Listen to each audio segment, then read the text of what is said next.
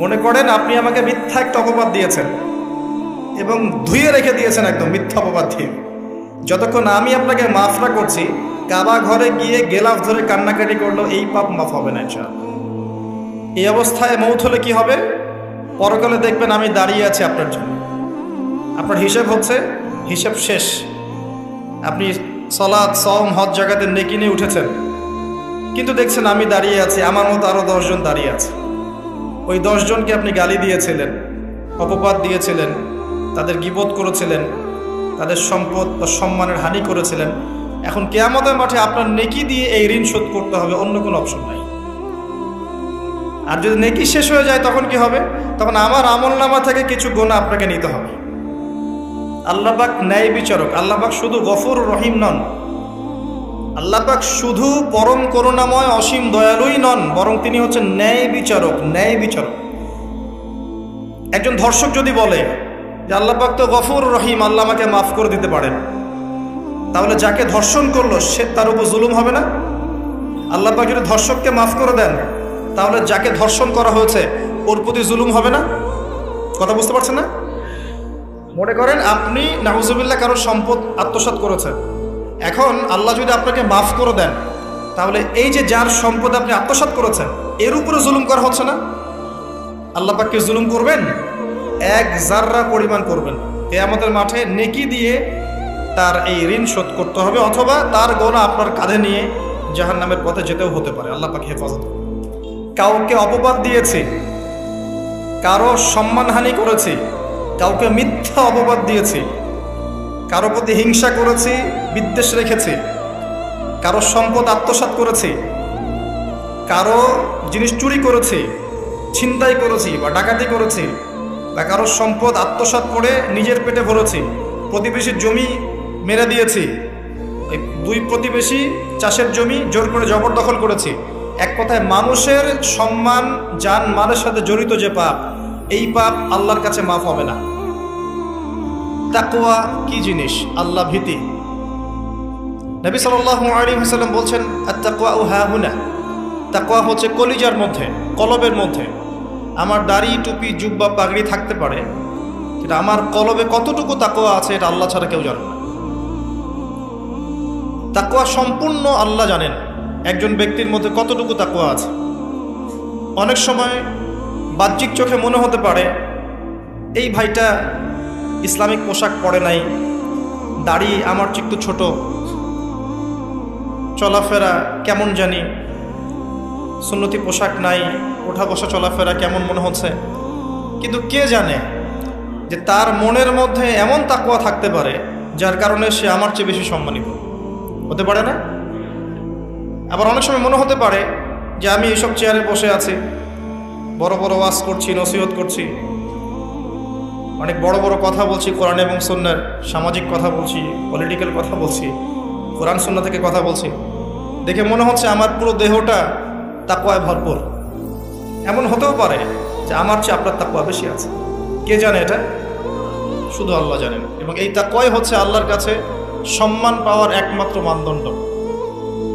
তাই এখানে একটা নসিহত হচ্ছে, আল্লাহর কাছে নিরপরাধ থাকার চেষ্টা করেন, মানুষের কাছে না। আল্লাহর কাছে ফেয়ার থাকেন, আল্লাহর কাছে আপনি নিষ্পাপ থাকার চেষ্টা করেন, মানুষের কাছে না। আল্লাহর কাছে ভালো হন, দেখবেন আল্লাহ রাব্বুল আলামিন মানুষের মনের মধ্যে আপনার জন্য ভালোবাসা সৃষ্টি করে দিবে। মানুষের কাছে নয়, লোক দেখানো বিষয় নয়। লোক দেখানো বিষয়টাকে রিয়া বলা হয়, এটা একটা গোপন শিরক। তাকওয়াই একমাত্র মানদণ্ড যা আল্লাহর কাছে সম্মানের মানদণ্ড হিসেবে গৃহীত। বংশ, ভাষা, দেশ বা জাতি বা বর্ণ, রক্ত, এগুলো তাকওয়ার মানদণ্ড নয়, এগুলো আল্লাহর কাছে সম্মানের মানদণ্ড নয়। এটাকে ভালো করে আমাদেরকে বুঝতে হবে। আর সেই ব্যক্তি মুত্তাকি নিঃসন্দেহে, যে আল্লাহকে ভয় করে, আল্লাহর আদেশগুলোকে মেনে চলে, আল্লাহর নিষেধগুলোকে বর্জন করে, নবী সাল্লাল্লাহু আলাইহি ওয়াসাল্লামের তরিকা মতো চলে, কোরআন এবং সুন্নাহর আলোকে জীবন গড়ে, ইনশাআল্লাহ আমরা বলতে পারি এই ব্যক্তি মুত্তাকি। তারপরেও এই ব্যক্তি চূড়ান্তভাবে জান্নাতে যাবে কি যাবে না, এই কথা আল্লাহ ছাড়া কেউ বলতে পারেন? আসেন, ওমর রাদিয়াল্লাহু আনহু একজন সাহাবীকে বলছেন, আপনি কি আমাকে বলতে পারেন তাকওয়া কাকে বলে? উমর রাদিয়াল্লাহু আনহুকে বলা হচ্ছে, হে আমিরুল মুমিনিন, আপনি কি কখনো কাটা বিছানো পথে হেঁটেছেন? উমর রাদিয়াল্লাহু আনহু বলছেন, হ্যাঁ হেঁটেছে। কিভাবে হেঁটেছেন? আমরা সতর্কতার সাথে পা ফেলেছি। ওই সাহাবী বলছেন, এটাই হচ্ছে তাকওয়ার উদাহরণ। জীবনে চলার পথে আপনার সামনে শিরিকের টোপ থাকতে পারে, বেদাতের টোপ থাকতে পারে, হারাম রিজিকের টোপ থাকতে পারে, জেনার টোপ থাকতে পারে, সুদের টোপ থাকতে পারে, অনেক রকম টোপ কাটা আপনার পথে থাকতে পারে। আপনি এগুলো বেছে বেছে চলছেন, বেছে বেছে পা ফেলছেন এবং জান্নাত আপনার গন্তব্যের দিকে এগিয়ে যাচ্ছেন। এটার নাম হচ্ছে তাকওয়া। আপনি আমি খুব ভালো করেই জানি যে আমরা আমাদের জীবনে কি কি বড় পাপ করেছি, আমাদের বিবেক জানিয়ে দিবে না? আমরা কিন্তু ভালো করেই জানি যে আমরা আমাদের জীবনে কি কি বড় পাপ করেছি। কত বছর নামাজ পড়িনি, কত বছর রোজা রাখি নাই, কত বছর যাকাত দেই নাই, কার কার ক্ষতি করেছি, কার কার উপর জুলুম করেছি, কয়বার জেনা করেছি, কয়টা মেয়ের সাথে সম্পর্ক করেছি, কতদিন বেপর্দায় চলেছি, বয়ফ্রেন্ডের সাথে কোথায় কোথায় ঘুরেছি, বয়ফ্রেন্ডের সাথে কি কি করেছি। এখন তো গার্লফ্রেন্ডও কি কি করে, তাই না ভাই? সুবহানাল্লাহ। আর কিসের জন্য অপেক্ষা করছেন? কিয়ামতের জন্য আর কোন নিদর্শনের জন্য অপেক্ষা করছেন? তবে এর পরে একটা সময় আসবে যখন মানুষ ছেলে ছেলে আর মেয়ে মেয়ে বিয়ে করবে। এটা এই ধাপটা পার করে আরেকটা ধাপে যাবে, সেটা হচ্ছে মানুষ জন্তু জানোয়ারের সাথে জেনা করবে। বিশ্বাস করলেন না? অপেক্ষা করতে থাকেন। যখন এটাও দেখবেন তখন আমার কথা মনে করে, ভাই কথাটা বলছিল আগেই, মানুষ জন্তু জানোয়ারের সাথেও জেনা করবে। ছেলে ছেলেকে বিয়ে করছে না, মেয়ে মেয়েকে বিয়ে করছে না, এবং এটাকে প্রমোট করা হচ্ছে এমনভাবে যে এটা একটা ভালো জিনিস, এটা একটা ব্যক্তি স্বাধীনতা, মানুষ চাইলে করতেই পারে। কয়দিন পরে দেখবেন মানুষ জন্তু জানোয়ারের সাথেও জেনা করে। বাচ্চাদেরকে মানুষ ধর্ষণ করছে না? এক সময় ছিল কি এই জিনিসটা? বাচ্চাদেরকে কেউ ধর্ষণ করতো? আজকে থেকে 100 বছর আগে ছিল? চিন্তা করে দেখেন, ছিল না। কিন্তু এখন স্বাভাবিক হয়ে যাচ্ছে না? অনেক দেখবেন বাচ্চা এখন ধর্ষিত হচ্ছে। আর যেহেতু এগুলোর বিচার হয় না সুষ্ঠু, ধর্ষক পার পেয়ে যায়। এগুলো কিন্তু এমনি এমনি হয়নি, আস্তে আস্তে এই সময়গুলো আসবে। যাই হোক, আমরা আমাদের ঈমান আমল হেফাজত করি, আমাদের পরিবারটাকে হেফাজত করি। আল্লাহ পাক তৌফিক দান করুন। তো যেটা বলছিলাম, আমরা কিন্তু জানি খুব ভালো করে যে আমরা কি কি পাপ করেছি। এই পাপগুলোকে একটু খাতার মধ্যে লিস্ট করতে হবে। পারবেন? নিজের বড় বড় পাপগুলোকে খাতায় লিস্ট করতে পারবেন? পারা যাবে ইনশাআল্লাহ। ছোটখাটো পাপের কথা বাদ দেন। ছোটখাটো পাপ আল্লাহ পাক ওযু করলে মাফ করে দেন। ওযু করলে পাপ মাফ হয়ে যায়। নামাজের জন্য হেঁটে যাচ্ছেন, পাপ মাফ হয়ে যায়। আপনি এই যে আপনার পায়ের মধ্যে একটা কাটা ফুটেছে, পাপ মাফ হয়ে গেছে। আপনি জ্বর আসছে, আপনার জ্বর, আপনার গুনাহ মাফ হয়ে যাচ্ছে। আপনি মুসাফা করছেন আমার সাথে, আপনার গুনাহ ঝরে যাচ্ছে, আমার গুনাহও ঝরে যাচ্ছে। ছোটখাটো পাপ মাফের অসংখ্য পদ্ধতি আছে, আল্লাহ পাক দিয়ে দিয়েছেন আমাদের। কিন্তু কবিরা গুনাহ, বড় বড় কবিরা গুনাহ খাঁটি তওবা করা ছাড়া মাফ হবে না। আমি কি বোঝাতে পারছি? কবিরা গুনাহ খাঁটি তওবা না করলে মাফ হবে না। এই রমজানে আমাদের কবিরা গুনার লিস্ট আমাদেরকে করতে হবে, নিজের আমলনামার লিস্ট নিজেকে করতে হবে। এবং রমজানে রোজা রেখে সওমরত অবস্থায় আল্লাহকে বলতে হবে, আল্লাহ আমি অমুক পাপ করেছিলাম, আমাকে মাফ করে দাও। আল্লাহ আমি অমুক পাপ করেছি, আমাকে মাফ করে দাও। আল্লাহ আমি অমুক পাপ করেছি, আমাকে মাফ করে দাও। পারা যাবে ইনশাআল্লাহ? আল্লাহর জন্য এক মুহূর্তের ব্যাপার। আল্লাহ পাক আপনার সমস্ত পাপকে নেকি দিয়ে পরিবর্তন করে দিবেন ইনশাআল্লাহ, যদি মুখলেসভাবে আপনি তওবা করতে পারেন। আরেকটা বিষয় থেকে যায়, সেটা হলো মানুষের সাথে জড়িত হক। অনেক সময় দেখা যায় কাউকে গালি দিয়েছি, এই জন্যে সবসময় সতর্ক থাকবেন আপনার যারা যেন মানুষের হক নষ্ট না হয়। মানুষ আপনাকে গালি দেখ, থাপ্পড় মারুক, জমি আত্মসাৎ করে ফেলুক, হক নষ্ট করুক, কি করে করুক, আপনি তারটা করতে চান না। যারা করছে আপনি লাভবান। আপনি কেমন করে লাভবান? আপনি অসংখ্য নেকি পাচ্ছেন, আপনি জানছেনও না। যেই আপনার বিরুদ্ধে মনে করেন আপনি নিষ্পাপ, আপনি মাজলুম, আপনি কোনো অন্যায় করেন নাই, আপনার বিরুদ্ধে জুলুম করা হচ্ছে, অপবাদ দেওয়া হচ্ছে, আপনাকে আন্ডারএস্টিমেট করা হচ্ছে, ইত্যাদি ইত্যাদি, আপনি বসে বসে নেকি পাচ্ছেন, বসে বসে নেকি পাচ্ছেন। এবং পরকালে কিয়ামতের মাঠে উঠে দেখবেন অসংখ্য নেকি অটোমেটিক আপনার আমলনামে চলে আসবে। তখন তারা আফসোস করবে, দুনিয়াতে এই কাজগুলো না করে ভালো কিছু করলে ভালো হতো। যাই হোক, মানুষের সাথে জড়িত পাপ আল্লাহর কাছে মাফ হবে না।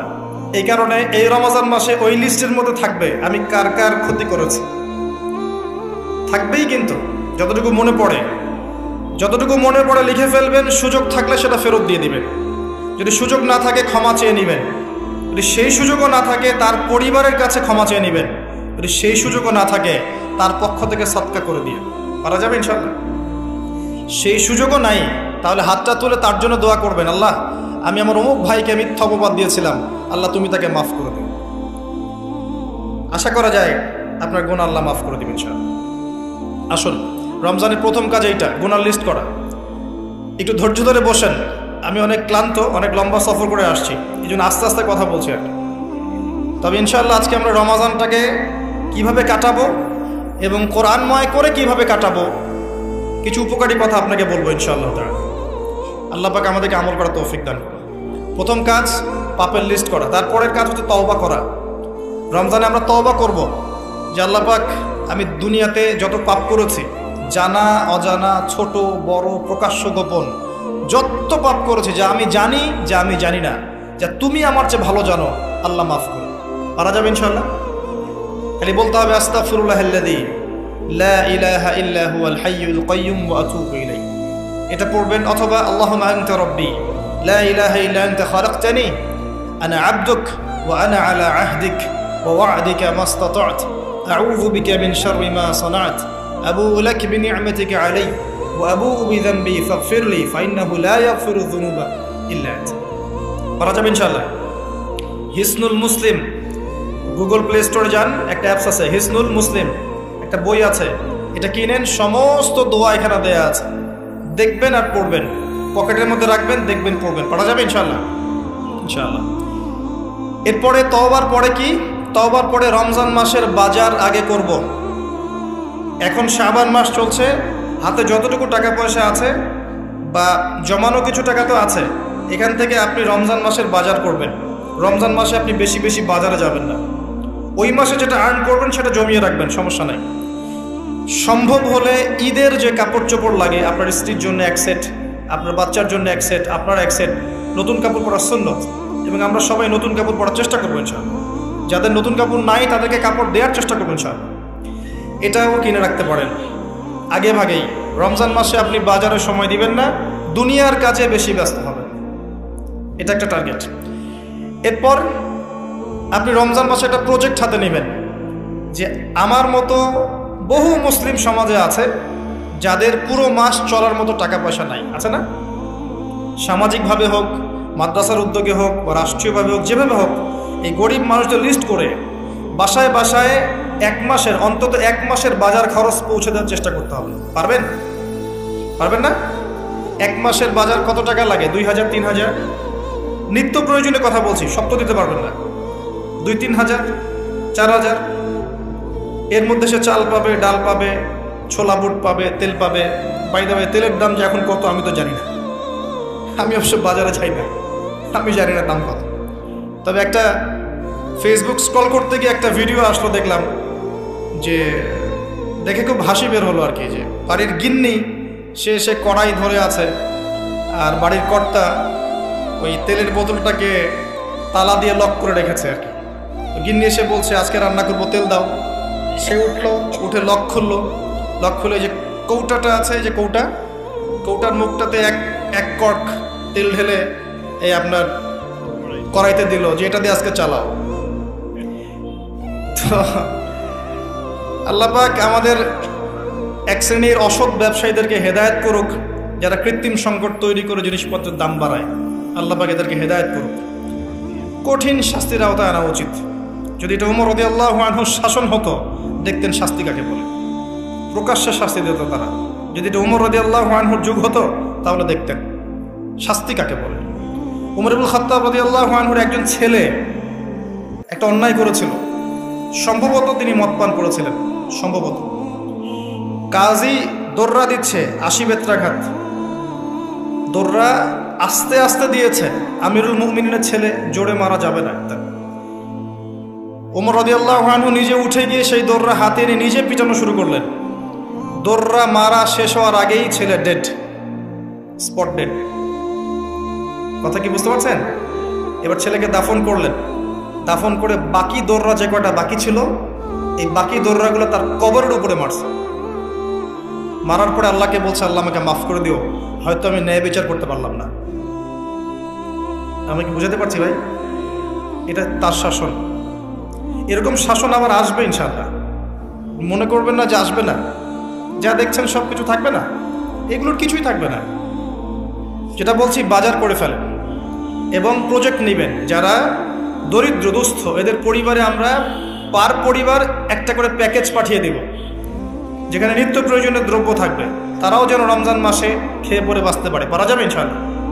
চেষ্টা করেন, আল্লাহ পাক আপনার রিজিকে বরকত দিবে ইনশাআল্লাহ। একটা হাদিসে আছে, বান্দা যতক্ষণ অন্য ভাইয়ের সাহায্যে থাকে, আল্লাহ ততক্ষণ ওই বান্দার সাহায্যে থাকে। আর একজন মুসলিম ভাইয়ের প্রয়োজন পূরণ করতে যাওয়া, খালি হেঁটে হেঁটে যাওয়া, এটা মসজিদে নববীতে বসে 12 বছর ইতিকাফ করার চেয়ে বেশি নেকির কাজ।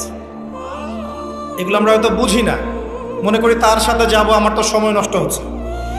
আপনি 12 বছর ইতিকাফের নেকি পাচ্ছেন, তাও যে কোনো মসজিদে না, নববী মসজিদ। সুবহানাল্লাহ। রমজানে আর কি করবেন? কম খাবেন, সেহরি আর ইফতারে বেশি খাবেন না, এবং 2টা তরকারি দিয়ে যদি খাবার হয়ে যায়, 10টা তরকারি করার কোনো দরকার নেই। আপনিও দুনিয়ার কাছে বেশি ব্যস্ত হবেন না, বাড়ির মা বোনদেরকেও ব্যস্ত রাখবেন না, তাদেরকেও দিন শেখার সুযোগ দিবেন।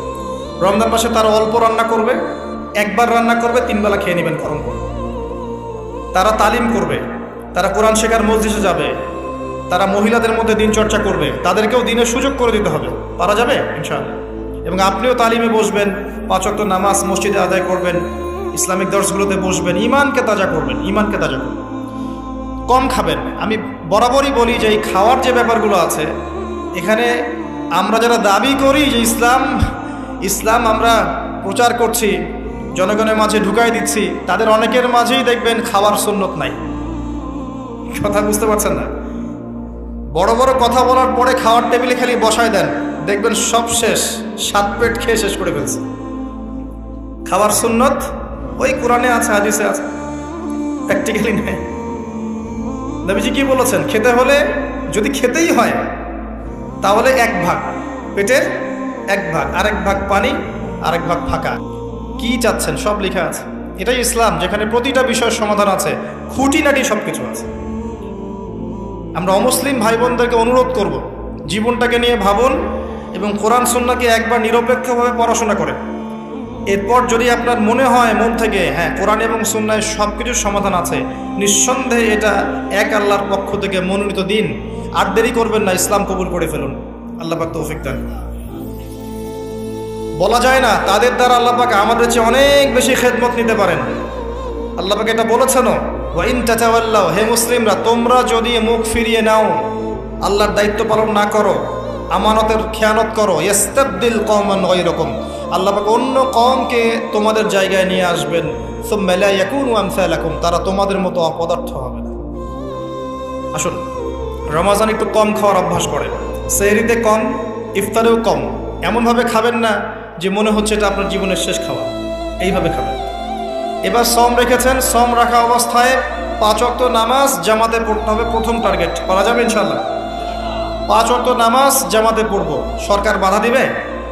প্রশাসন বাধা দিবে? আপনার পরাশক্তির আপনাকে বোম মারবে? কিচ্ছু হবে না।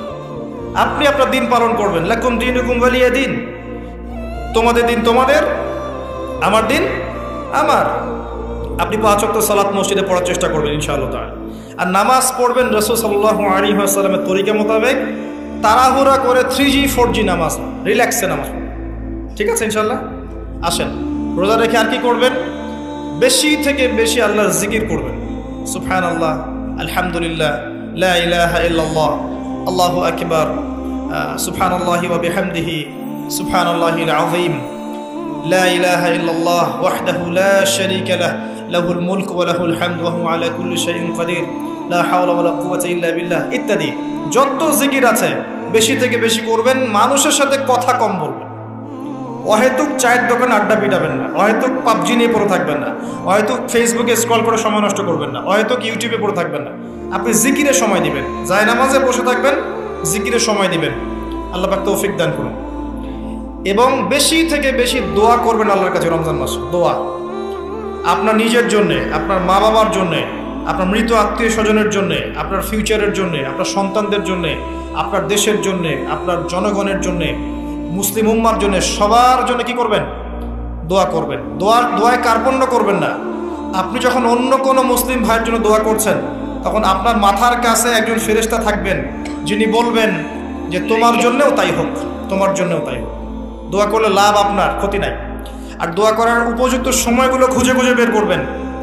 যেমন রোজা রাখা অবস্থায় দোয়া করলে দোয়া কবুল হয়। 2 ইকামতের মাঝখানে, মানে আজান এবং ইকামত এর মাঝখানে দোয়া করলে দোয়া কবুল হয়। নামাজের, ফরজ নামাজের পরে দোয়া করলে দোয়া কবুল হয়। সালাম ফিরানোর আগেও দোয়া করলে দোয়া কবুল হয়, দোয়া মাসুরার পরে। এরপরে সেজদারত অবস্থায় দোয়া করলে দোয়া বেশি কবুল হয়। শেষ রাতে দোয়া করলে দোয়া কবুল হয়। বৃষ্টি পড়ছে, এই সময় দোয়া করলে দোয়া কবুল হয়। একটু দান সদকা করেছেন, ভালো কাজ করেছেন, এখন হাত তুলে দোয়া করেন, দোয়া কবুল হয়। ওযু করেছেন, এখন হাত তুলে দোয়া করেন, দোয়া কবুল হয়। অনেক জায়গা আছে দোয়া কবুলের, খুঁজে খুঁজে বের করে দোয়া করতে হবে। দোয়া চাইতে হবে কেন? নিজের দোয়া নিজে করুন। দোয়া চাওয়া ভালো কাজ, এটা কোনো খারাপ কিছু না, কিন্তু নিজের দোয়া নিজে করতে শেখেন। আপনার যা প্রয়োজন আমি কি বুঝতে পারবো? আপনি যদি বলেন ভাই দোয়া করেন, বলতে পারি বারাকাল্লাহ ফিক, কিন্তু আপনার কি কি দরকার, আপনার মূল চাহিদা কি কি, আপনাকে নিজের ভাষা আল্লাহর কাছে বলতে হবে। যদি আপনি কোনো মতে আরবিও না জানেন, আরবির কিছুই জানেন না, আমি বলবো আপনি প্রয়োজনে বাংলাতেই আল্লাহর কাছে দোয়া করেন। আল্লাহ পাক সব ভাষা বুঝবেন ইনশাআল্লাহ। আল্লাহ পাক কি সব ভাষা বুঝবেন না? ইনশাআল্লাহ। বেশি বেশি দোয়া করবেন। রমজান মাসে আরেকটা কাজ করবেন, যাকাত। আপনাদের যাকাত যেটা আছে নিসাব পরিমাণ যাকাত লিস্ট করে ফেলবেন, হিসাব করবেন, রমজান মাসে যাকাত দিয়ে দিবেন। যাকাত আটকে রাখবেন না। যদি যাকাত কেউ অস্বীকার করে, সে আর মুসলিম থাকে না, সে কাফের হয়ে যায়। এটা মনে রাখবেন, যাকাত অস্বীকার করার কোনো সুযোগ নেই। আর অলসতা করে যদি না দেন, এই যাকাত কিয়ামতের মাঠে আল্লাহ পাক এগুলোকে সোনা রূপা পরিণত করবেন, করে গলাবেন, গলিয়ে কপালে, গালে আর পিঠে লেপটে দিবেন, বলেন নাউযুবিল্লাহ। এবং এই যাকাত একটা সাপের আকৃতি নেবে, সাপ, বিষাক্ত সাপ, যেটা গলায় পেঁচানো থাকবে, মাথাটা থাকবে এই কপাল বরাবর। কবরের মধ্যে যখন শোয়ানো হবে, এই কপাল বরাবর এই সাপ ঠোকাতে থাকবে, বলবে আমি তোমার সম্পদ, আজকে সাত ভোগ করো। এটা কি আমরা চাচ্ছি? চাচ্ছি না। যাকাত দিয়ে দেন। আর যাকাত ইসলামিক অর্থনীতির ভিত্তি। যাকাত দিলেই গরিবের কাছে আপনার সম্পদ যাবে, তখন সেও খেয়ে পরে বাঁচতে পারবে। এভাবে সাম্য বজায় থাকবে। আল্লাহ আমাদের বোঝার তৌফিক দান।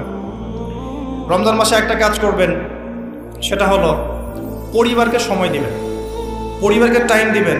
পরিবারের মধ্যে ইসলামিক সংস্কৃতি গড়ে তুলবেন। একসাথে সেহরি করবেন, একসাথে সাহরি করার পরে একসাথে ইফতার করবেন, একসাথে তালিম করবেন, ইসলামিক কোনো মুভিজ একসাথে দেখলেন, ইসলামিক কোনো লেকচার একসাথে শুনলেন। মানে ইসলামকে এনজয় করবেন পরিবারকে নিয়ে, সাথে করে নিয়ে। বাচ্চা কাচ্চারা দেখবে ছোটোবেলায় আমরা বাবাদের সাথে এটা করেছিলাম, ওইটা করেছিলাম। ইফতার বানাচ্ছেন বাসায়, বাচ্চাদেরকে ইনভলভ করবেন, বাচ্চাদেরকে রোজা রাখতে উৎসাহিত করবেন, ওদেরকে নবীদের গল্প শোনাবেন, ইসলামিক কালচারে বড় করবেন। দেখবেন পরিবারের মধ্যে শান্তি ও রহমত নেমে আসবেন। পারা যাবে ইনশাআল্লাহ। রমজান মাসে আরও একটা কাজ করবেন, সাদাকাতুল ফিতর। সাদাকাতুল ফিতর দিয়ে দিবেন। এটা সম্পর্কে আলেম ওলামারা আপনাদেরকে বলবে খুতবা ইনশাআল্লাহ, আমি আগেই বলে রাখলাম, সাদাকাতুল ফিতর দিয়ে দিবেন। রমজান মাসে আরেকটা ইম্পর্টেন্ট কাজ আছে, সেটা হলো যে আমাদের সমাজে অনেক এতিম থাকে, বিধবা থাকে, নিঃস্ব অসহায় মানুষ থাকে। এই মানুষগুলোর পাশে দাঁড়ানোর চেষ্টা করবেন। বেশি থেকে বেশি দান সাদাকা করবেন। যতটুকু সামর্থ্য আল্লাহ দিয়েছেন, আপনি বেশি থেকে বেশি দান সাদাকা করবেন। এভাবে ইনশাআল্লাহ আপনি রমজানটাকে উপলব্ধি করতে পারবেন, এনজয় করতে পারবেন। আপনার সালাতের মাধ্যমে, আপনার সিয়াম রাখার মাধ্যমে, দোয়া করার মাধ্যমে, জিকির করার মধ্য দিয়ে, পরিবারের সাথে এনজয় করার মধ্য দিয়ে দেখবেন আপনি আত্মশুদ্ধি অর্জন করতে পারছেন। একটা কাজ, রাতের বেলা তারাবি সালাত, রাতের বেলা তারাবি মসজিদে জামাতে পড়ার চেষ্টা করবেন। এবং সবচেয়ে সুললিত কণ্ঠে যিনি তেলাওয়াত করতে পারেন তাকে ইমাম বানাবেন। নামাজটা এনজয় করা যায় যেন। রুকু করলে সেজদা পাই না এমন নামাজ দরকার নাই। আমার কথায় মন খারাপ করছেন? রুকু করলে সেজদা পাই না এমন নামাজের দরকার নাই। ধীর স্থিরভাবে নামাজ পড়েন, মধ্যম পন্থায় নামাজ পড়েন, সুললিত কণ্ঠে তেলাওয়াত করেন। মক্কার তারাবি দেখেন, মদিনার তারাবি দেখেন, অনেক সুন্দর তারাবি। রাকাত সংখ্যা নিয়ে ঝগড়া করেন না। সামনে একটা ঝগড়া আসবে, 20 রাকাত না 8 রাকাত, তারপরে আবার ঝগড়া আসবে, ঈদের তাকবীর কতটা, ঝগড়া তো শেষ নাই। আস্তে আস্তে আস্তে আস্তে ইসলামের বিরোধী শক্তি যারা, তারা বিশ্বের নেতৃত্ব দেওয়ার আসনে চলে গেছে, আর আমরা আপোষে এই মারামারি কাটাকাটি ঝগড়া নিয়ে পড়ে আছে। বিশ্বাস করছেন? এই হচ্ছে বাস্তবতা। কে কার গীবত করবে, কে কাকে অপবাদ দিবে, কে কার উন্নতি দেখে টেনে নামাবে, কে কাকে হিংসা করবে, কোন দলকে কাদা ছড়াছড়ি করবে, কোন আলেমকে, কোন বক্তাকে, এগুলো চলছে সমাজে। আর ইখতিলাফি মাসআলাগুলোকে নিয়ে আমরা এতটা সময় নষ্ট করেছি, এই সময়ে ইসরায়েল 70 বছর এগিয়ে গেছে। কথা বুঝতে পারেন না মনে হয়। সামনে দেখেন কি হয়, সামনে সে বিশ্বকে নেতৃত্ব দিবে, দেখে নিয়েন। ও মুসলিমদের নাকের ডগার উপর বসে সারা বিশ্বকে নেতৃত্ব দিবে, মুসলিমরা কিচ্ছু করতে পারবে না যতক্ষণ না ইমাম মাহদি আসছে, তার আগ পর্যন্ত। ইল্লা মাশাআল্লাহ, ইল্লা মাশাআল্লাহ, যদি আল্লাহ পাক কিছু বান্দাকে খাস করে নেন সেটা আলাদা বিষয়। মানে এখনো এই পৃথিবীতে এমন কিছু বান্দা আছে যারা কশ্চিনকালেও জালেমের সামনে মাথা নত করবে না, যারা হকের উপর থাকবে, যারা ইসলামের বিরোধী শক্তিকে ছাড় দিবে না, এমন বান্দাও পৃথিবীতে আছে। তাদের কথা ভিন্ন। বেশিরভাগ মুসলিমই লাহুম কুলুবুন লা ইয়াফকাহুনা বিহা, এরকম পর্যায়ে পড়ছে। হৃদয় আছে, উপলব্ধি করে না, চোখ আছে দেখে না, কান আছে শোনে না। এগুলোর ইখতিলাফ বাদ দিয়ে আপনি স্থিরভাবে নামাজের রাকাত সংখ্যা না, আপনি কোয়ালিটি বাড়াবেন, নামাজটা কত সুন্দর হচ্ছে, এটা একটা ফ্যাক্ট। এবং তারাবির নামাজটাকে এনজয় করেন, খতম হবে কোরআন, আমরা কোরআনকে এনজয় করবো ইনশাআল্লাহ। এরপরেও শেষ রাত্রে আপনি চেষ্টা করেন নিজে ওঠার জন্য, পরিবারের লোকজনকে ওঠানো, আসো 2 রাকাত নামাজ পড়ি, আসো 4 রাকাত নামাজ পড়ি। সেহরি করার 1 ঘন্টা আগে ওঠা যাবে না?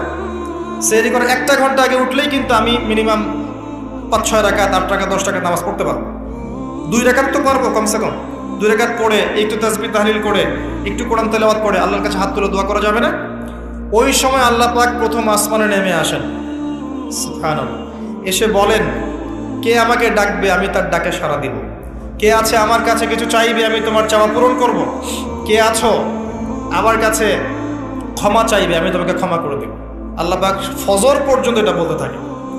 রমাদানের আর 2টা কাজ, এক হচ্ছে লাইলাতুল কদর তালাশ করবে। আর লাইলাতুল কদর তালাশ করতে হলে শেষ দশকটা ইতিকাফ করার চেষ্টা করবে। ইতিকাফ করতে পারলে আপনি লাইলাতুল কদর পেয়ে যাবেন ইনশাআল্লাহ। স্পেসিফিকলি বলা নাই 27শে রমজানই লাইলাতুল কদর হবে, স্পেসিফিকলি বলার সুযোগ নাই, মিস হতে পারে। নবীজি বলেছেন শেষ দশকের বেজর রাত 21, 23, 25, 27, 29 যে কোনো একটা রাত লাইলাতুল কদর হবে। এক রাত ইবাদত করবেন, সারা হাজার মাস ইবাদত করার নেকি পেয়ে যাবেন ইনশাআল্লাহ তাআলা। এই রাতে দোয়া করলে দোয়া কবুল হয়ে যায়। আল্লাহ পাক আমাদেরকে লাইলাতুল কদর পাওয়ার তৌফিক দান করুন, ইতিকাফ করার তৌফিক দান করুন। আরেকটা কাজ যেখান থেকে আমি আসবো, কোরআনময় রমাদানে, রমজান মাসে সবচেয়ে বড় যে কাজটা, এটা দিয়ে শেষ করছি, শোনেন, এখানে একটু সময় নিব আমি, একটু ধৈর্য ধরেন। রমজান মাসের সবচেয়ে বড় কাজ, এবং রমজান মাস যে কারণে মহামান্বিত বা মহিমান্বিত, শব্দটা হয়তো আমি ভুল বলেছি, তো সেটা হচ্ছে আল কোরআনুল কারীম। রমজান মাস সেই মাস যেই মাসে কোরআন নাজিল করা হয়েছে। কি কারণে রমজান মাসে এত ফজিলতময়? প্রশ্নটা কি একটা যৌক্তিক প্রশ্ন না? শাবান মাসে কেন এত কিছু নয়, রজব মাসে নয় কেন, রমজান মাসেই কেন?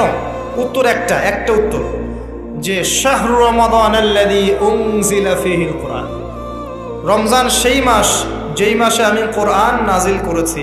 কি জন্য নাজিল করেছেন আল্লাহ পাক? হুদাল লিন্নাস, এটা মানব জাতির জন্য হেদায়েত, ওয়া বাইয়িনাতিন মিনাল হুদা, এবং এটা সুস্পষ্ট একটা প্রমাণ, ওয়াল ফুরকান, এবং সত্য মিথ্যার মানদণ্ড, ইলা আখিরিল আয়াত। সূরা কদরে আল্লাহ বলছেন ইন্না আনজালনাহু ফি লাইলাতুল কদর, আমি লাইলাতুল কদরে কোরআন নাজিল করেছি। আর কদর কোন মাসে? শাবানে না রজবে না রমজানে? তাহলে রমজান মাসে কোরআন নাজিল হয়েছে, প্রমাণ হলো। রমজান মাসে আল্লাহ পাক কোরআন নাজিল করেছেন কোথায়? এবার আপনাকে দেখাচ্ছি। এই যে আইয়ামে জাহিলিয়াতে। কোথায়? আইয়ামে জাহিলিয়াতে, যখন একটা যুগের মধ্যে শিরক আছে, সুদ আছে, ঘরে ঘরে শিরক, ঘরে ঘরে সুদ, ঘরে ঘরে মাদক, ঘরে ঘরে মেয়েদের অবমাননা, এবং গোত্রীয় হানাহানি, কাটাকাটি, মারামারি, জেনা, ব্যভিচার ভর্তি একটা সমাজের মধ্যে, এখানে রমজান মাসে লাইলাতুল কদরে আল্লাহ কোরআন নাজিল করছেন। কথা কি বুঝতে পারছেন? এবার এই মাসটাকে আল্লাহ পাক সম্মানিত করে দিলেন। তাহলে রমজান মাসের মূল কাজটা কি? কোরআনকে সময় দেয়া, এই মাসের মূল বিষয়টা কি? আল কোরআন। এখন আসেন, এই জাহেলি যুগে কোরআন নাজিল হলো মাত্র 23 বছর পর। কত বছর? মাত্র 23 বছর কোরআন অনুযায়ী চলার পরে দেখা গেল ওই জাহেলি যুগের মধ্যে কোনো শিরক নাই, ওই জাহেলি যুগের মধ্যে কোনো সুদ নাই, ওই জাহেলি যুগের মধ্যে কোনো নারীর অবমাননা নাই, ওই জাহেলি যুগের মধ্যে কোনো রকমের মাদক নাই, এই জাহেলি যুগের মধ্যে ওই জাহেলি যুগের কোনো গোত্রীয় হানাহানি নাই, সবাই ভাই ভাই হয়ে গেছে। সুবহানাল্লাহ। কত বছর? 23 বছর। কিভাবে চলেছেন? এই আল্লাহর কিতাব আল কোরআনুল কারীম, এর শিক্ষা এবং এর ব্যাখ্যা সুন্নাহ, এটাকে ফলো করে চলা হয়েছে 23 বছর, মাত্র 23 বছর। এখন সেই আল্লাহ কি নাই? সেই নবী নাই? নবী জীবিত না থাকলেও তার সুন্নাহ নেই, এবং সেই কিতাব আমাদের মাঝখানে নাই? সবই আছে। সেই আল্লাহ থাকেন, সেই নবীর সুন্নাহ থাকে, এবং সেই কিতাব আমাদের মাঝে থাকে, তাহলে আমাদের জাহিলিয়াতগুলো দূর করা সম্ভব না? কি করবেন রমজান মাসে কোরআনকে? আপনি জেনেছেন রমাদান মাস কোরআনের মাস, এই মাসটাকে আপনি কিভাবে মূল্যায়ন করবেন? আমি কয়েকটা ক্লাসিফিকেশন বলছি, লিসেন, এই জায়গাটা একটু ভালো করে শোনেন। 1 নাম্বার, বিভিন্ন শ্রেণীর মানুষ থাকে। এক শ্রেণীর মানুষ আছে আমাদের সমাজে যারা আলিফ বা তা মোটেই জানে না। আছে? আছে? এমন অনেক মানুষ আছে, এদের সংখ্যা কিন্তু কম না, প্রচুর মানুষ এরা আলিফ বা তা উচ্চারণ করতে পারে, কোরআন বিশুদ্ধ করে একটা আলহামদুলিল্লাহ রাব্বিল আলামিন এটা পড়তে পারে না, বানান করে করে পড়তে পারে না। আছে না? এক কথায় বিশুদ্ধ তেলাওয়াত করতে পারে না, এমন মানুষের সংখ্যা কম না বেশি? প্রচুর। তাদের জন্য এই রমজানের টার্গেট হচ্ছে তাদেরকে এই রমজানের মধ্যেই কোরআন তেলাওয়াত করা শিখতে হবে। এতটুকু পারবেন? পারবেন না? ভয় পাচ্ছেন? রমজান 1 মাস সময় লাগার কথা না, আপনার 20 দিন সময় লাগবে কোরআন তেলাওয়াত শিখতে ইনশাআল্লাহ। বিশ্বাস হচ্ছে না? হয়তো আপনি দ্রুত গতিতে পড়তে পারবেন না, কিন্তু পড়তে পারবেন। আপনি মদ মাখরাজ তাজবিদগুলো শিখতে পারবেন। এখন আপনার জন্য টার্গেট যারা কোরআন মোটেই তেলাওয়াত করতে পারেন না, এই মাসে 1 মাসের মধ্যে আপনি কোরআন তেলাওয়াত করা শিখবেন, এটাই আপনার টার্গেট। পারবেন? মনে রাখবেন, নবী সাল্লাল্লাহু আলাইহি ওয়াসাল্লাম বলেছেন ইকরাউল কোরআন, তোমরা কোরআন তেলাওয়াত করো। ফাইন্নাহু ইয়াতি ইয়াউমাল কিয়ামা শাফিআন লিআসহাবিহি, কোরআন কিয়ামতের দিন তার পাঠকারীর জন্য সুপারিশকারী হবে ইনশাআল্লাহ তাআলা। খায়রুকুম মান তাআল্লামাল কোরআন ওয়া আল্লামাহু, তোমাদের মধ্যে সেই ব্যক্তি শ্রেষ্ঠ বা উত্তম যে নিজে কোরআন শেখে, অন্যকে শেখায়। আরো হাদিস এসেছে, নবী সাল্লাল্লাহু আলাইহি ওয়াসাল্লাম বলেছেন আল্লাযী ইয়াকরাউল কোরআন ওয়া হুয়া মাহিরুম বিহি, যে ব্যক্তি কোরআন তেলাওয়াত করে এবং তার উপর দক্ষ হয়, মা'আস সাফারাতিল কিরামিল বাররা, সেই ব্যক্তি সম্মানিত ফেরেশতাদের সাথে হাসর করবে ইনশাআল্লাহ। ওয়াল্লাযী ইয়াকরাউল কোরআন ওয়া ইয়াতাতা'উ ফিহি, আর যে ব্যক্তি কোরআন তেলাওয়াত করে কিন্তু করতে গিয়ে আটকে যায়, ওয়া হুয়া আলাইহি শাক, এটা তার জন্য কষ্টকর হয়, ফালাহু আজরান, তার জন্য ডাবল পুরস্কার আছে। একটা হাদিসে, তিরমিজির হাদিসে নবীজি বলেছেন যে মান ক্বারা হারফাম মিন কিতাবিল্লাহি ফালাহু হাসানা, যে ব্যক্তি একটা হরফ পড়বে আল্লাহর কিতাবের, আলিফ লাম মিম, লা আকুলু আলিফ লাম মিম হারফুন, নবীজি বলছেন আমি বলছি না যে আলিফ লাম মিম তিনটা মিলে একটা হরফ, বাল আলিফুন হরফ ওয়া লামুন হরফ ওয়া মিমুন হরফ, আলিফ একটা হরফ, লাম একটা হরফ, মিম একটা হরফ, প্রত্যেকটা হরফে তার 10টা করে নেকি হবে ইনশাআল্লাহ। আল হাসানাতু বিআশরি আমসালিহা, একটা নেকিকে 10 দিয়ে গুণ করা হবে। আর রমজান মাসে যে কোনো নেক আমল 70 গুণ বাড়িয়ে দেওয়া হয়। আল্লাহ চাইলে 700 গুণ বাড়াতে পারেন, আল্লাহ চাইলে অপরিসীম বাড়াতে পারেন। আল্লাহ কবুল করুন। তিলাওয়াত করবেন, তিলাওয়াত শিখবেন। তো যাদের কোরআন তেলাওয়াত করার যোগ্যতা নেই, এই মাসে কি টার্গেট দিলাম ভাই? এই মাসে আপনি ন্যূনতম টার্গেট জাস্ট কোরআন তেলাওয়াত শিখবেন, পারবেন ইনশাআল্লাহ? অনেকের মধ্যে কনফিউশন আছে না, আমারটা হচ্ছে কি হচ্ছে না, আছে না, সঠিক হচ্ছে কি হচ্ছে না। আপনিও এই টার্গেটে থাকেন, আপনি এই মাসে কোরআন আবার তেলাওয়াত করা শিখবেন। কিভাবে শিখবেন? মাদ্রাসায় কোর্স করানো হবে, আপনি মাদ্রাসায় যাবেন। অনলাইনে যদি কোর্স করায় কেউ, অনলাইনে কোর্স করবেন, অথবা বাসায় একটা আরবি শিক্ষক নেবেন, অথবা মসজিদ ভিত্তিক এই মাসব্যাপী কোরআন শিক্ষার কার্যক্রম চালু করবেন। করা যাবে ইনশাআল্লাহ। এটা উচিত রাষ্ট্র থেকে চালু করে দেয়া মাসব্যাপী কোরআন শিক্ষার কার্যক্রম। এটা করতে পারলে সবচেয়ে ভালো হতো, এদেশ থেকে যত মহামারীর ভাইরাস সব চলে যেত। বিশ্বাস করেন না? কোরআনের বরকতে সব বিপদ আপদ কেটে যেতে পারে। সূরা বনী ইসরাঈল আল্লাহ পাক বলেছেন যে ওয়াইদা ক্বরা'তাল কুরআন, হে নবী আপনি যখন কোরআন তেলাওয়াত করবেন বা করেন, জাআলনা বাইনাকা ওয়া বাইনাল্লাযীনা লা ইউমিনুনা বিল আখিরাহ হিজাবাম মাসতুরা, যখন আপনি কোরআন তেলাওয়াত করেন তখন আপনার এবং ওই জগৎ, যেই জগৎটা আল্লাহ এবং পরকালে বিশ্বাস করে না, এদের মাঝখানে মানে ইমানদার এবং এর শত্রুদের মাঝখানে আমি আল্লাহ একটা অদৃশ্য পর্দা স্থাপন করে দিয়েছি। ওই দিক থেকে কোনো ক্ষতি আপনাকে স্পর্শ করতে পারবে না। যাই হোক, এটা আপনাদের টার্গেট। 2 নাম্বার, দ্বিতীয় শ্রেণীর মানুষ যারা কোরআন মাশাআল্লাহ তেলাওয়াত করতে জানেন এবং আপনার কনফিডেন্স আছে। এখানে একটা কথা বলতে ভুলে গিয়েছিলাম যে আপনাকে শয়তান 3 ভাবে বিভ্রান্ত করতে পারে। একটা হচ্ছে শয়তান কিন্তু আপনাকে বোঝাতে পারে যে আপনি অনেক জানেন, আপনার জানার দরকার নাই, এটা শয়তান আপনাকে বোঝাতে পারে। 2 নাম্বার বোঝাতে পারে যে আপনার দ্বারা হবে না, আপনি পারবেন না, আমার কথাটা মনে রাখেন। 3 নাম্বার বোঝাতে পারে যে আমার অনেক সময় পড়ে আছে, পরে শিখে নেবে, এত তাড়াহুড়োর কি আছে। এই 3টা অস্ত্র শয়তানের বড় বড়। আরেকটা অস্ত্র আছে 4 নাম্বার, সেটা হলো শিখতে গিয়ে দেখবেন শয়তান ওয়াসওয়াসা দিবে, এই টিচার ভালো না, ওস্তাদ ভালো না। এটা একটা ওয়াসওয়াসা। উস্তাদের হাতে নিজেকে ছেড়ে দিতে হবে, তারপরে সে বুঝবে আপনাকে কোন পথে নিয়ে যেতে হবে। নবী মূসা আলাইহিস সালাম যখন এসেছিলেন খিদর আলাইহিস সালামের কাছে, হাল আত্তাবিউকা আন তুআল্লিমানি মিম্মা উল্লিমতা রুশদা, তিনি এসে বলেছেন, হে খিদর আমি কি আপনার সাথে থাকতে পারি এই শর্তে যে আল্লাহ আপনাকে যে জ্ঞান শিখিয়েছেন আমাকে শেখাবেন? তখন খিদর আলাইহিস সালাম বলছেন, ইন্নাকা লান তাসতাতিআ মা'ইয়া সাবরা, তুমি তো আমার সাথে ধৈর্য ধরতে পারবে না। ধৈর্য ধরে ওস্তাদের কাছে সুপর্দ করতে হয়, তারপরে জ্ঞান পাওয়া যাবে ইনশাআল্লাহ। এত অস্থির হলে হবে না। 2 নম্বর শ্রেণী যারা পড়তে পারেন তাদের জন্য নসিহত হচ্ছে, এই রমজান মাসে আপনার টার্গেট এই কিতাব আপনি একবার খতম করবেন, একবার অনলি। পারবেন? অনলি একবার। প্রত্যেক দিন আপনি 1 পারা করে পড়বেন, প্রত্যেক দিন 1 পারা, 30 দিন 30 পারা। সম্ভব? খুব কঠিন? পারা যাবে না? ইনশাআল্লাহ আল্লাহ পাক তৌফিক দান করুন। আবারও বলছি, কোরআন তেলাওয়াত করলে আপনি প্রত্যেক হরফে 10 নেকি পাবেন। আপনি এই কোরআন আপনার পক্ষে সুপারিশ করবে, আপনি সম্মানিত ফেরেশতার সাথে হাসর করবেন। ইন্নাল্লাহা ইয়ারফাউ বিহাযাল কিতাবি আকওয়ামান ওয়া ইয়াদাউ বিহিল আখারিন, বহু সম্প্রদায়কে আল্লাহ পাক এই কোরআনের মাধ্যমে সম্মানিত করেন, অনেককে অপদস্থ করেন। হাফেজে কোরআনদেরকে বলা হবে, ইকরা ওয়ারতাক, তোমরা পড়ো, উঠতে থাকো। ফাইন্না মানজিলাতাক, তোমার আসন হবে, মঞ্জিল হবে, ইলা আখিরি আয়াতিন তাকরাউহা, তুমি যেখানে তেলাওয়াত করা থামবে সেখানে জান্নাতে ওই উচ্চ আসনে তোমাকে বসানো হবে। কেউ যদি 500টা আয়াত পড়ে 500 তলা বাড়ি দেওয়া হবে জান্নাতে। কেউ যদি 1000 আয়াত পড়তে পারে 1000 তলা বাড়ি দেওয়া হবে জান্নাতে ইনশাআল্লাহ তাআলা। শেষ করছি আমরা একটু। আর কিছু নেকি আছে, যেমন আপনি যদি সূরা বাকারা পড়েন আপনার ঘরের মধ্যে শয়তান আসবে না ইনশাআল্লাহ, আপনার জীবনে বরকত হবে। আপনি আয়াতুল কুরসি পড়েন প্রত্যেক ফরজ নামাজের পরে, আপনার মৃত্যু ছাড়া জান্নাতে যাওয়ার কোনো বাধা নাই। সূরা মুলক পড়েন রাতের বেলা, এটা আপনাকে কবরের আযাব থেকে বাঁচাবে। সূরা কাহফ পড়েন প্রথম 10 আয়াত শেষ 10 আয়াত, ফিতনা থেকে বাঁচাবে ইনশাআল্লাহ।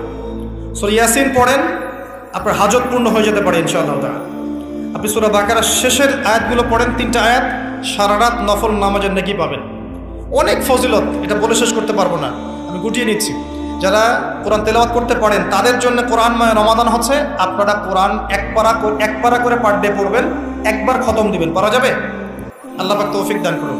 3 নম্বর, যারা হাফেজে কোরআন তাদের টাস্ক হচ্ছে এই কোরআন রমজান মাসে পুরোটা আবার হিফসের চর্চা করবেন। অনেক সময় ইয়াদদাশ কমে যায় না, অনেকে আমরা ভুলে যাই না। হাফেজদের প্রতি নসিহত হচ্ছে, এই মাসে আপনি পুরো কোরআনটাকে আবার রিগেইন করবেন, রিভাইজ করবেন, চর্চা করবেন, আবার আগের জায়গায় ফিরিয়ে নিয়ে আসবেন। পারবেন ইনশাআল্লাহ? আল্লাহ তৌফিক দান করবে। এবং সম্ভব হলে তারাবির নামাজ পড়ান। যারা তারাবির নামাজ পড়ায় তারা সৌভাগ্যবান, তারা পুরো কোরআনটা হিফজ করার সুযোগটা পেয়ে যায়। আল্লাহ পাক তাদেরকে তৌফিক দান করুন। এখানে একটা কথা বলবো আমি 1 মিনিটে, যে ইমাম, খতিব, মুয়াজ্জিন যারা আছেন তাদের ভালো ভাতার ব্যবস্থা করবেন, তাদের পরিবারের ভরণ পোষণের জন্য ভালো অঙ্কের ভাতার ব্যবস্থা করবেন। সব কিছুর দাম বাড়বে, তাদের ভাতা বাড়বেন, এটা হতে পারে না। তাদের জন্য, তাদের পক্ষে যদি কথা বলার কেউ না থাকে, আমি কথা বলছি, তাদের জন্যে আপনি ভালো অঙ্কের ভাতার ব্যবস্থা করবেন, তাদেরকে যেন পরিবার নিয়ে টেনশন করতে না হয়। নামাজ পড়াবেন, তারাবি পড়াবেন, খুতবা দিবেন, দ্বীনের প্রচার করবেন, আপনি তার পরিবারের দায়িত্ব নিয়ে নেবেন। পারবেন? এটা করতে না পারলে তো আল কোরআন আলো ঘরে ঘরে জ্বলবে না। কোরআনওয়ালা মানুষের যদি সমস্যায় থাকে তাহলে কোরআনের কথা কে বলবে? কে নামাজ পড়াবে আর কে আপনাকে তারাবি পড়াবে? তারা অনেক মাজলুম এবং অসহায়, তারা মুখ ফুটে অনেক কথা বলতে পারে না, তাদের পক্ষে কথা বলার মানুষ খুব কম। তাদেরকে ভালো অঙ্কের অনারিয়ামের ব্যবস্থা করবেন, এটা করা উচিত আমাদের সবার। একটি ইমামের বেতন 5,000 10,000 টাকা, কিভাবে সংসার চলবে? সংসার চলতে পারে না। আল্লাহ পাক তাদেরকে প্রশস্ত রিজিকের ব্যবস্থা করুন, আমিন। আমাদের মানসিকতা পরিবর্তন করুন, আমিন। হাফেজ কোরআনদের জন্য এই টাস্ক, আপনারা পুরো কোরআন হিফজ করবেন, চর্চা করবেন এই রমজান মাসে। তারপরে আর 2-3টা বলে শেষ করছি।